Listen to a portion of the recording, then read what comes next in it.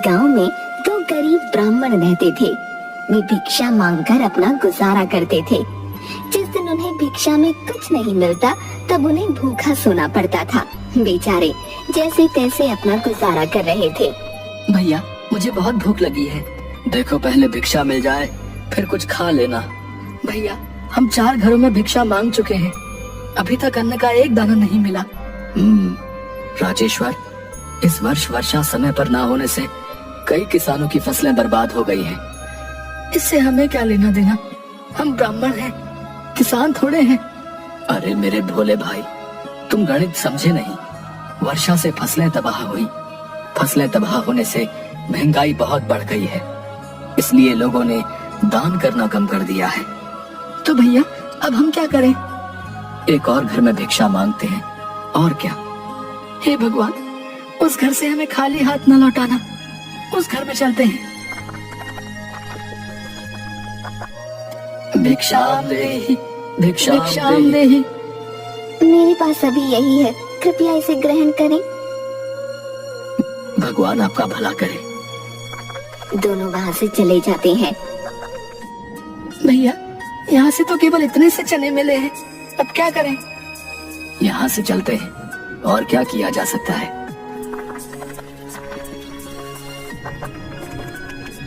थोड़ी दूर जाने पर एक हवेली के बाहर महाभोज चल रहा था। लोग बैठकर मजा ले लेकर खाना खा रहे थे। वह दृश्य देखकर राजेश्वर के मुंह में पानी आ गया। भैया लगता है वहाँ भोज चल रहा है, चलिए ना वहाँ चलते हैं। कितने दिनों से पेट भरकर भोजन नहीं किया। नहीं, जब तक वो स्वयं हमें ना बुलाए हम नहीं जा सकते। क्यों नहीं जा सकते? भला वो हमें क्यों बुलाएंगे? देखिए वहाँ बहुत से ब्राह्मण पहले ही बैठकर भोजन कर रहे हैं, हम भी चलेंगे तो क्या बिगड़ जाएगा? राजेश्वर, तुम भूल रहे हो, यह आचरण ब्राह्मण धर्म के विरुद्ध है। याद रखो, पिताजी ने सिखाया है कि ब्राह्मण को एक दिन में केवल 5 घरों में ही भिक्षा मांगनी चाहिए, और जितना भी मिले उसी में संतुष्ट होना चाहिए। हम एक दिन के लिए धर्म की बात ना करें तो क्या हो जाएगा? चलो यहाँ से। दोनों वहाँ से चले गए। थोड़ी दूर जाकर, भैया बहुत भूख लगी है, अब और नहीं चला जाता, पेट में मरोड़ पड़ने लगी है। हमें पहले घर से रोटियां मिली हैं, तुम वो खा लो। राजेश्वर थैले में से कागज में लिपटी रोटियां निकालता है। वो खाने के लिए निवाला तोड़ने लगा, तभी अचानक एक बूढ़ी औरत आई। बेटा, 2 दिन से कुछ नहीं खाया है। माँ, हम गरीब ब्राह्मण हैं, हमारे पास रुपए नहीं हैं। कुछ खाने को है तो दे दो, भगवान तुम्हारा भला करेगा। दीपेश्वर ने राजेश्वर को देखा। राजेश्वर रोटी देखने लगा।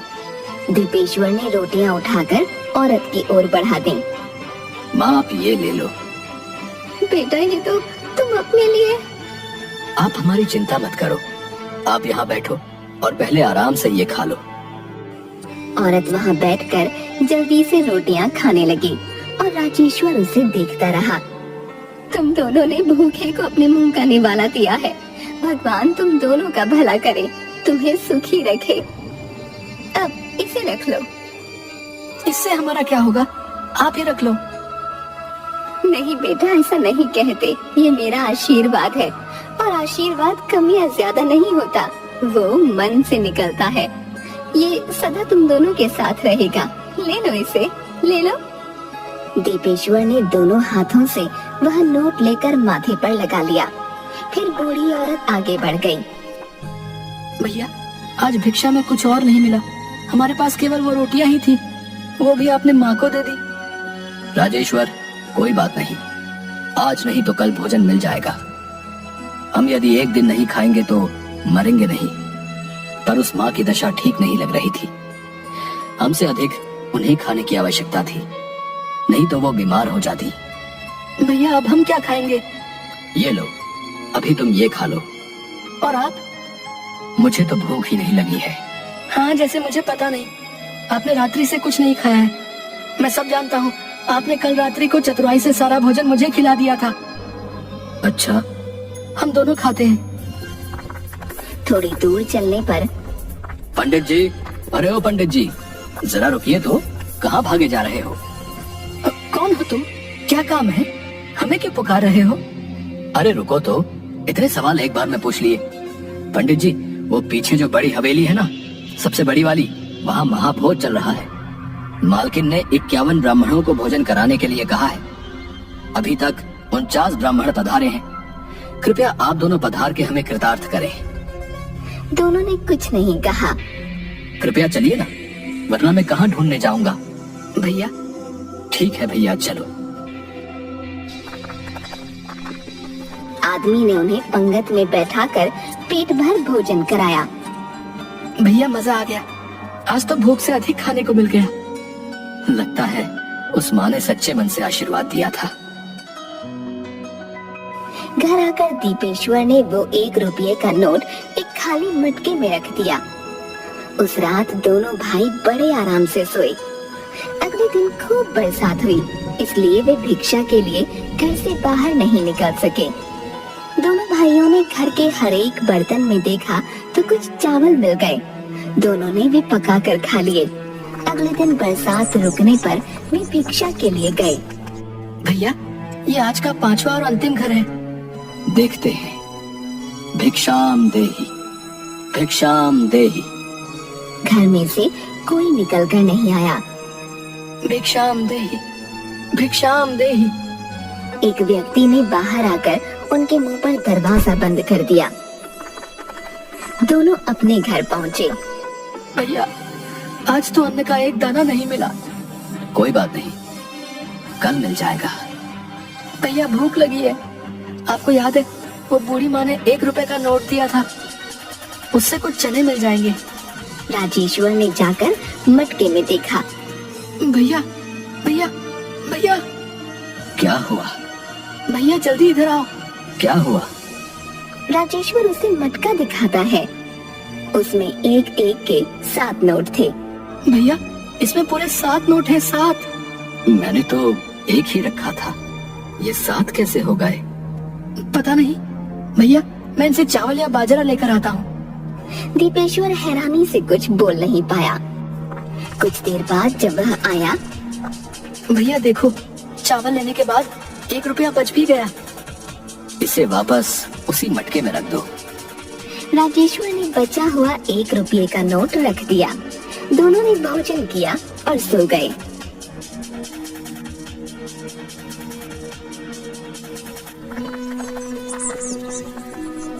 अगले दिन शाम को राजेश्वर ने फिर से मटका देखा। उसमें केवल 1 ही रुपया था।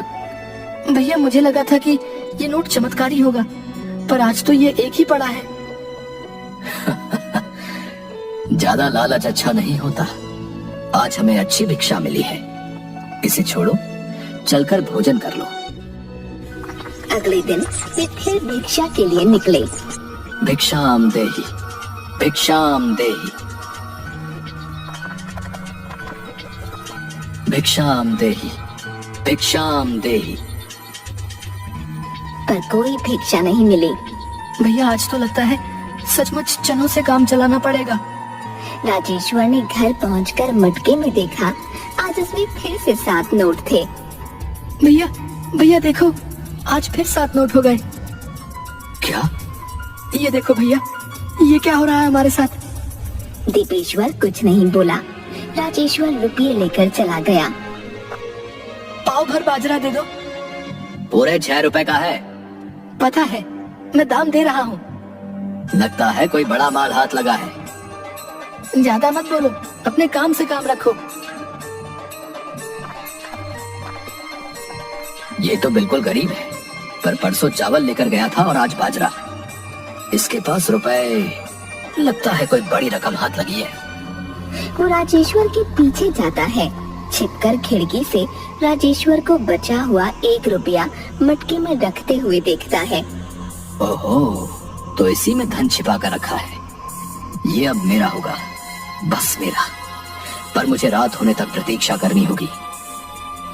रात को अंधेरे में राजेश्वर और दीपेश्वर को सोता देख घर में घुसकर मटके के पास पहुंचा।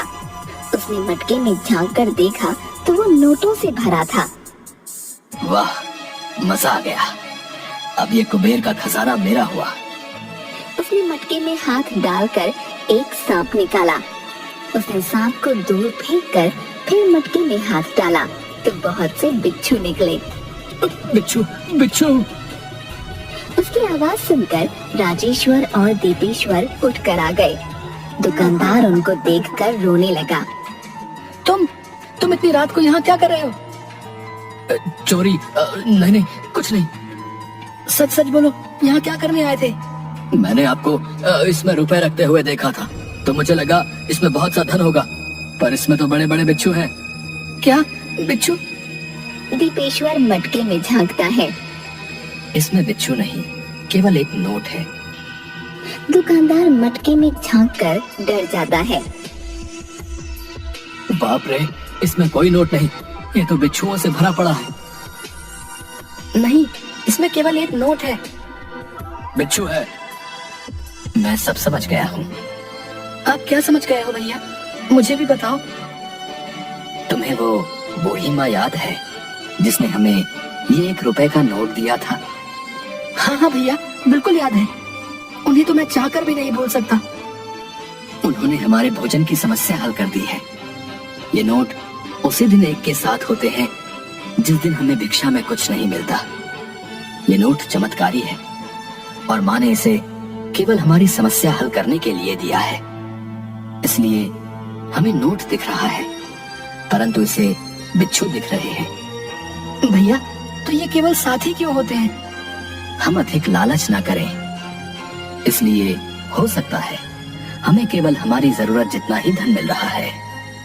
सुना है कि कभी कभी भगवान इंसानों के भेष में हमारी मदद के लिए धरती पर आते हैं। वो बूढ़ी माँ। भैया, आप ठीक कह रहे हैं। भगवान से भी हमारा भूखा रहना देखा नहीं गया। आप ब्राह्मण हैं, कृपया कर मुझे क्षमा कर दो। मैं कभी पराये धन पर बुरी नजर से नहीं देखूंगा।